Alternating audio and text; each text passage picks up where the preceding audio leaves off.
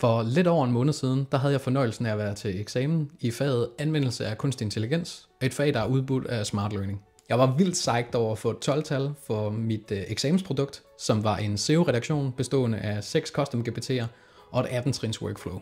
Og i stedet for, at produktet skulle samle støv i en skuff, så tænkte jeg, måske kunne det være til inspiration eller til hjælp for andre, så jeg har besluttet at lave det til en guide. Formålet med produktet det er, at det skal være letanvendeligt, og så skal det hurtigt kunne afhjælpe med de her SEO-opgaver. For eksempel keyword research, research generelt af et emne, planlægning for struktur eller læsbarhed af en artikel. Så skal det kunne være med til at gøre indholdet hjælpsomt og troværdigt.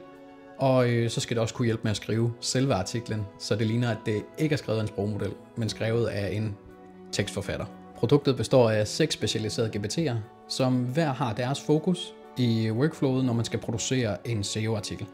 Det er lige fra keyword research til research af emnet, til at lave en generel SEO-analyse af det udkast, den har lavet, lidt ligesom Yoast-pluginet det gør i WordPress-platformen, til EAT-optimering, så man kan se efter optimeringsmuligheder for, om indholdet er hjælpsomt.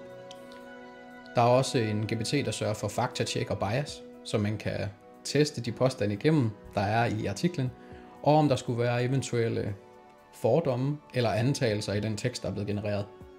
Og så er der en tekstkvalitetsassistent, som sørger for, at teksten ligner, at den er skrevet af et menneske, en tekstforfatter, og mindre, at den er skrevet af en sprogmodel. Workflowet består af 18 trin eller 18 prompts, hvor man starter med at give den et søgeord, og så følger man workflowet igennem, hvor man kalder på de forskellige GPT'er. Og til sidst, så skulle man gerne have en færdig artikel, der er optimeret til at lægge på sit site eller sit blogunivers. Lige om lidt så viser jeg en hurtig demo af workflowet i høj hastighed, men hvis du er interesseret i det her workflow, og du kunne tænke dig selv at se nærmere på det, så kan du downloade det på mit website benjaminsindal.dk. Du finder et link direkte hernede i kommentarfeltet.